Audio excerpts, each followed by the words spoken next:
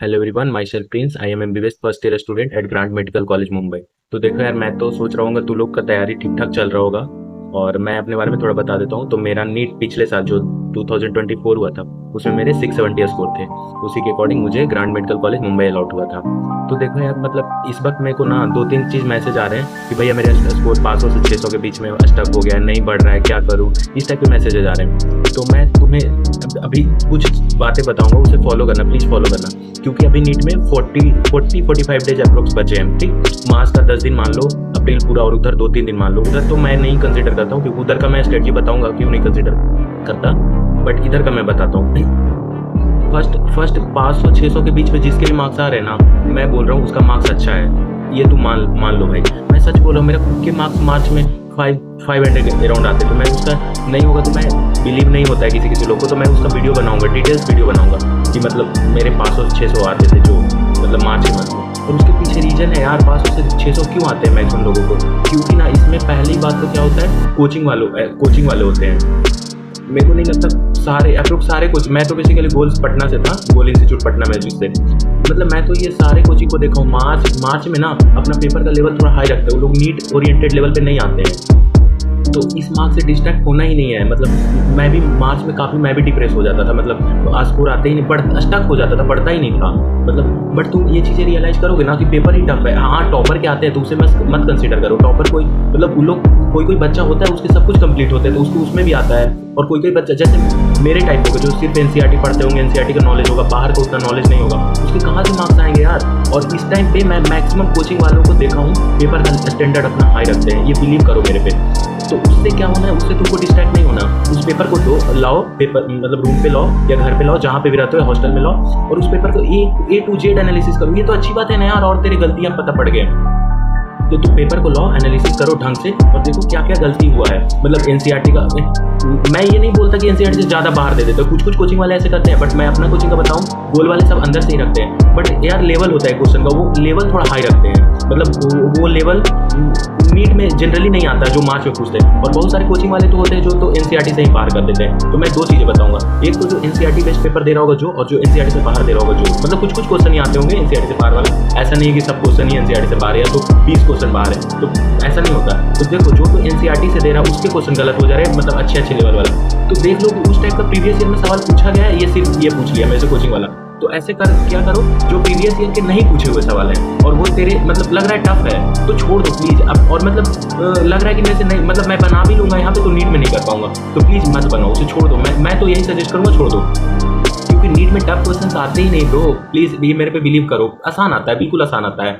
तो और अब बोलेगा भैया सिलेक्शन हो गया तो आप ज्ञान दे रहे हो। भाई तू एक बार तू भी सेलेक्ट हो जाओगे ना, बस तुझे भी ऐसा लगेगा। नीट में टफ क्वेश्चन होते हैं 5-6, और 5-6 के लिए क्यों मैं उतना भागू। पांच को मैं, ऐसा तो नहीं है टफ को मैं एकदम से गलती कर दूंगा या तो छोड़ ही के आ जाऊंगा, ऐसा तो नहीं, कुछ तो पढ़ा हूं। तो 5-6 क्वेश्चन के लिए मैं क्यों भागू। 5-6 में मतलब मेरा 3 भी सही हो जाता है, तो समझ, फिर 3 गलत हुआ तो फिर भी 705 है यार। 705 में फिर भी तुम अच्छे कॉलेजेस में जा रहे हो, दिल्ली जैसे कॉलेज में तो जा रहे हो, तो फिर और क्या, लाइफ का गोल ही तो यही है ना। तो मैं देखो अब उधर समझाने लगा, मैं मुद्दे पे आता हूँ। मेरे को 2-3 मैसेज आ जाए भैया 500 से 600 वाले क्या करें।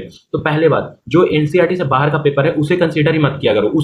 मैं बोलूंगा कॉन्फिडेंस बढ़ाने के लिए स्कोर जोड़ दो, इतना जितने बाहर थे उतने के हिसाब से स्कोर जोड़ दो, अपने अपने मार्क्स में ऐड कर लो। मैं तो ये बोलूंगा जिसका मतलब एनसीईआरटी से बाहर का पेपर है, और वो पेपर अवॉइड ही करो। जिस पेपर में 20 है ना उसको मत दिया करो, मैं तो यही सजेस्ट करूंगा। जिस पेपर में 5 है, 2 है, 3 है, तो वो चल जाएगा, वो चलने लायक है। मतलब उसमें भी आकर उसको मत देखो जो एनसीईआरटी से बाहर है, उसको भी छाड़ दो। मैं तो छोड़ देता था। और जिसके एनसीईआरटी से क्वेश्चन गलत हो जा रहे हैं, मतलब एक तो होता है सिली मिस्टेक करना, वो सिली मिस्टेक पहले तुम सुधारो भाई, प्लीज सिली मिस्टेक एकदम सुधारो। सिली मिस्टेक तो होनी नहीं चाहिए, तो पहले तू सिली मिस्टेक सुधारो और देखो कि कौन से टफ क्वेश्चन गलत हो जा रहे हैं। तो टफ क्वेश्चन को क्या करो कि मतलब देखो कि ऐसा पूछ, अब खुद से एक बार सवाल करो। जिसको पास होने आता है ना टेस्ट में स्कोर, उसको अच्छा खासा नॉलेज होता है, तो खुद से पूछा करो क्या ये नीट में पूछ सकता है, क्या ऐसे टाइप का क्वेश्चन पूछा है पहले। तो तुम्हारा दिल बोले हाँ पूछ सकता है, तो उसको करो, उसका कंसेप्ट देखो, मतलब यूट्यूब से देखो, जहां से है वहां सर से, टीचर से पूछो, मतलब क्लियर करो ही करो। तो एक तो मैं ये बोलूंगा। और प्लीज मतलब मार्क्स के लेके ज्यादा अभी मार्च में डिसाइड नहीं हो, क्योंकि वो कोचिंग वालों के ही स्ट्रेटजी होते हैं यार। मेरे भी 500 से 600 के बीच में आते थे इस टाइम पे, तो मैं भी डिप्रेस होता था ऑफकोर्स, बट मैं फिर देते देते रह गया। और मैं तो ये भी बोलूंगा ना कि जो मार्च में तेरे स्कोर आ रहे हैं ना, वो तेरे रियल स्कोर है ही नहीं नीट का। ये ऐसा होता है मार्च में, मतलब मैक्सिमम का स्कोर डिक्रीज होता है। मार्च वाला मंथ होता है ना, इसमें एक तो फुल सिलेबस टेस्ट आ जाता है उसके वजह से, और पेपर का भी लेवल हाई होता है। तो मैं बोलूंगा कि मार्च का पेपर जितने हो रहे हैं, कम मार्क्स अच्छे मार्क्स आ रहे हैं उसको एक्सेप्ट करो, मतलब कि चलो भाई 650 आ गया, 610 आ गया, सिक्स मतलब 650 मेरे अकॉर्डिंग अभी 620 एबव आ रहा है ना, तो वो बहुत अच्छा स्कोर है। बट ऐसे मैं नहीं बोल रहा हूँ कि जिसके 500 आ रहे हैं वो सेलेक्ट नहीं हो सकता, ऑफकोर्स हो सकता है। मैं खुद देखा हूँ होते हुए लोग को, तो मेरे खुद के आते थे यार।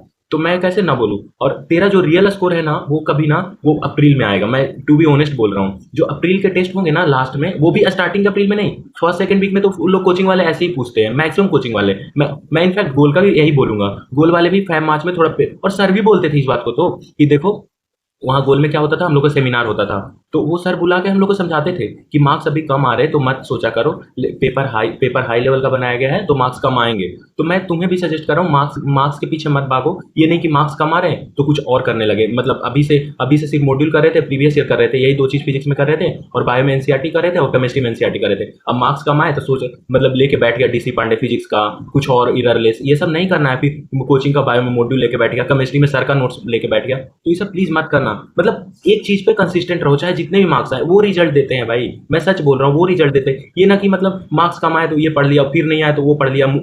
अब बताओ, बायो का मॉड्यूल पढ़ने का टाइम है क्या? तो प्लीज ऐसा मत करो। केमिस्ट्री का जो टीचर का नोट्स पढ़ रहा होगा वो छोड़ दो। हाँ मतलब कोई कोई क्वेश्चन कंसेप्ट के लिए देखना है, जैसे मैकेनिज्म सर ने अच्छे से बताया था और वो मैं भूल गया, तो उसके लिए देख सकता है। बट ये नहीं कि मतलब पूरा सर का नोट्स पढ़ रहे, तो ऐसे मत किया करो प्लीज प्लीज। और देखना तुम्हें ना, मैं बता, मेरा एक्सपीरियंस बताता है, क्योंकि मैं एक ड्रॉपर हूँ तो मेरे को एक्सपीरियंस भी है थोड़ा बहुत।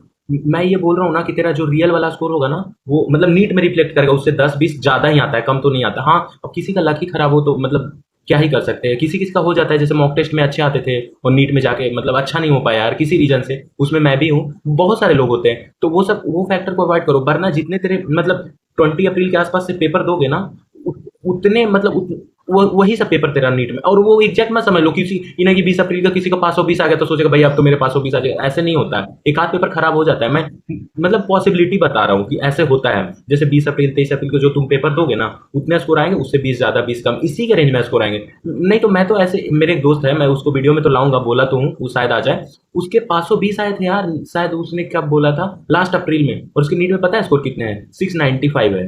तो मतलब बताओ कितने, 520 से 695 जाना। तो ऐसे होता है, प्लीज जो कर रहे हो वही करो। मैं तो इस टाइम तीन ही चीज सजेस्ट करूंगा, एक तो तुम प्रीवियस ईयर करो फिजिक्स की ऑफ कोर्स, और ये बायो में एनसीईआरटी रीड करो, केमिस्ट्री में भी एनसीईआरटी रीड करो, टीचर का नोट्स मत रीड करो।